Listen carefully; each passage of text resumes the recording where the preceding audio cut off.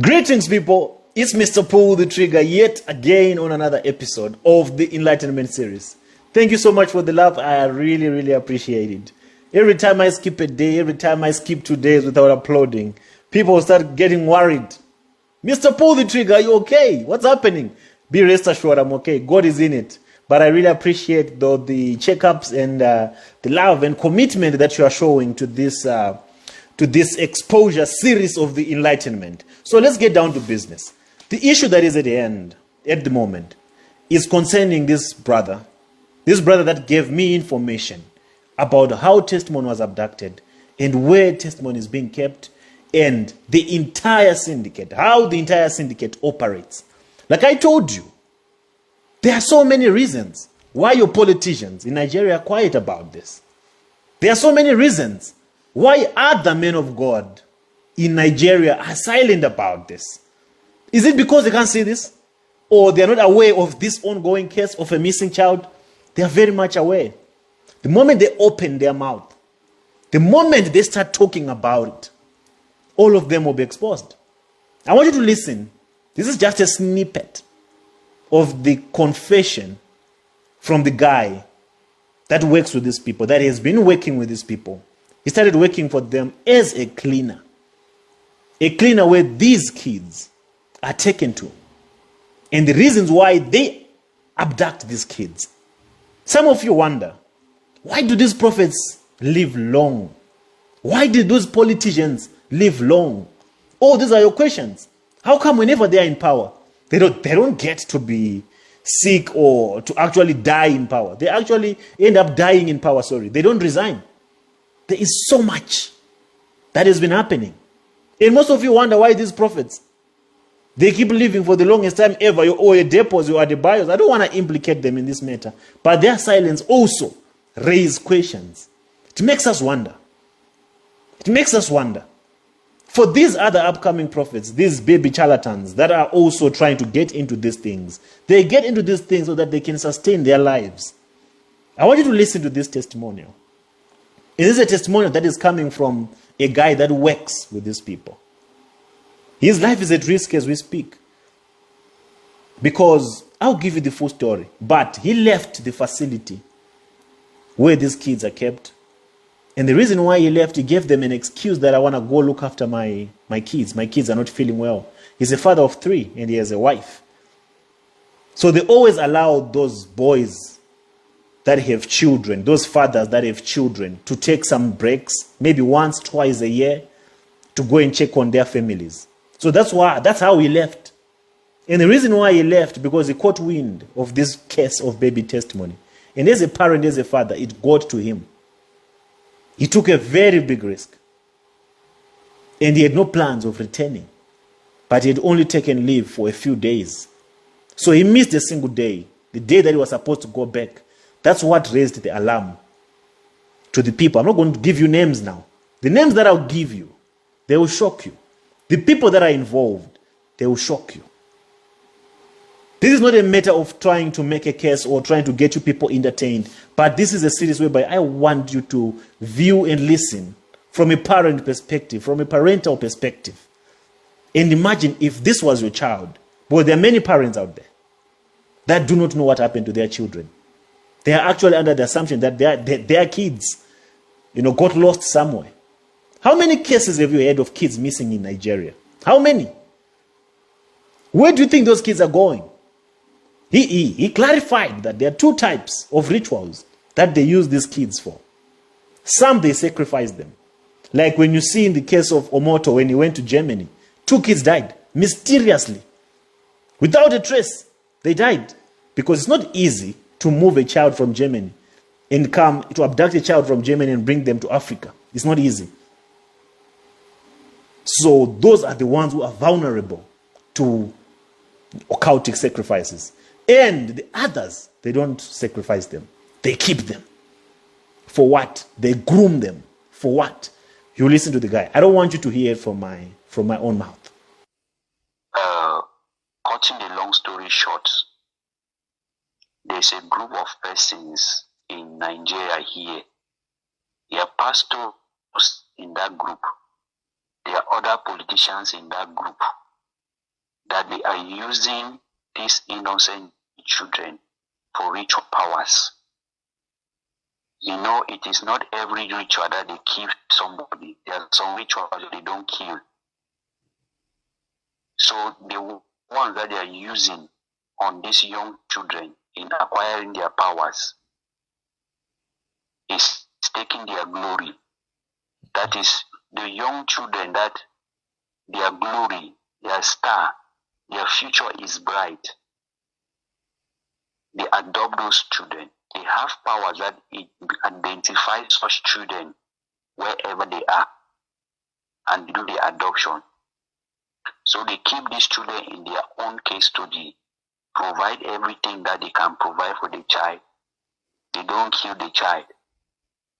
Do their ritual that they have already done on the child, and they are taking care of the child. As long as the child is living, that is how they are glory. And then again, the life now that they are living, the life they are living is the life of that child.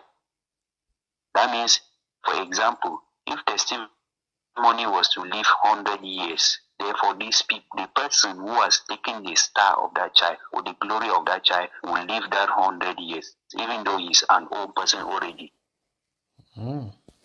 So when they take these children now, they distribute them. Some are in Ghana, some are in like this. They have their agents that they are keeping these children. And one of the conditions is that you can't use your own blood. You can't use your family.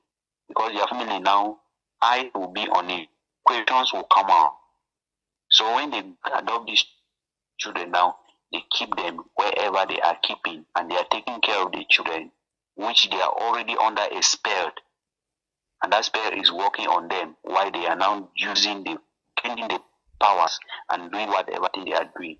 That is why you see in Nigeria, let's take, for example, this testimony issue. It is so bad, but even the government is not saying anything. Because some of the government officials are inside the same business. Do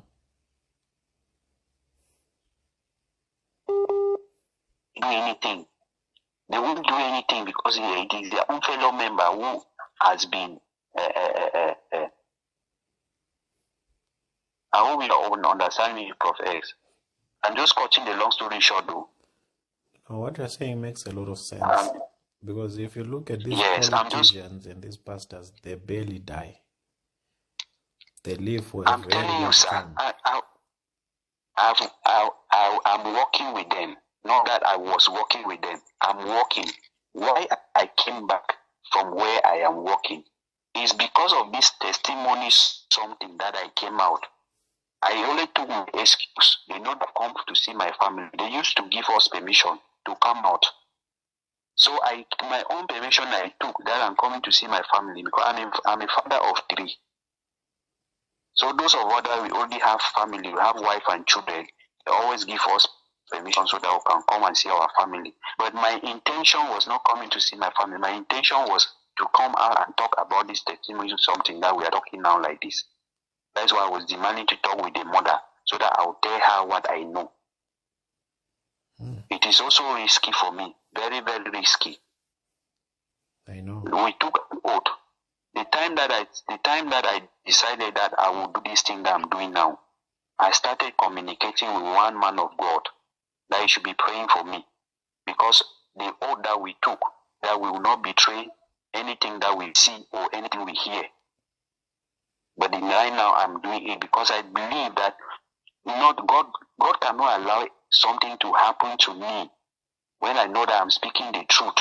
When I know that I'm talking on behalf of a child, which I also have a child in my house. I suffer to take care of them. What about another person's child? And I know the truth. Will God not punish me? It's better I don't know. If I know, fine. Or if I don't have the means to talk, fine. But now I have the means to talk, and I know that if I don't do it, what about my own child? What if it happens to my child tomorrow? Who will I blame? I'll start blaming myself because I knew of somebody's own. I didn't say anything. That is why I'm doing this thing. It's not for money. I don't want somebody's money. Somebody should not think that I'm doing it for ransom. No. I don't do anything.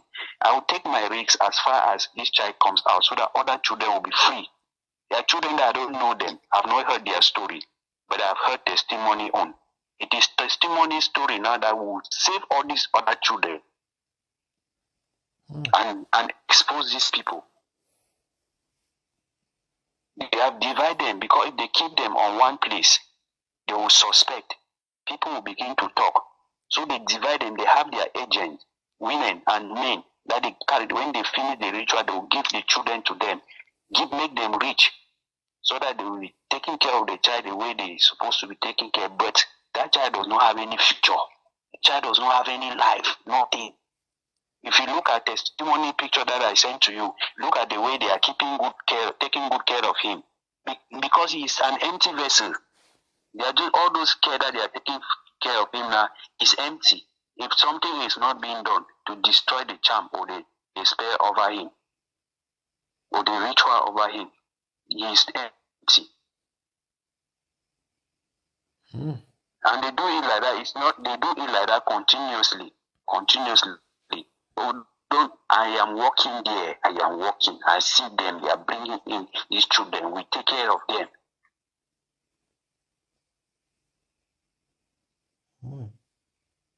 I don't want to mention names.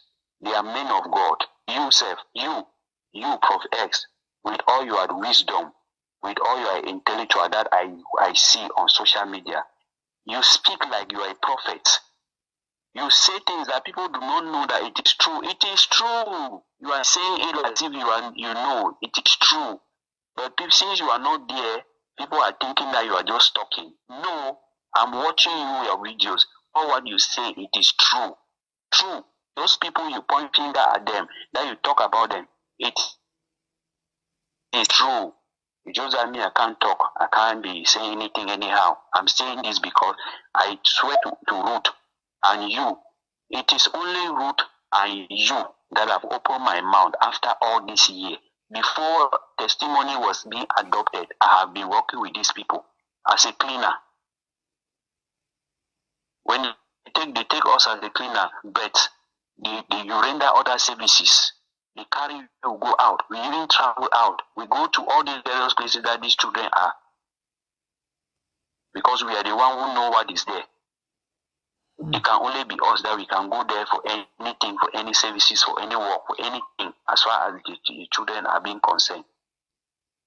And because they know that we are under oath, you can't say anything. You can't do anything. Okay, let's pause here. The testimonial, the confession, is more than 2 hours long.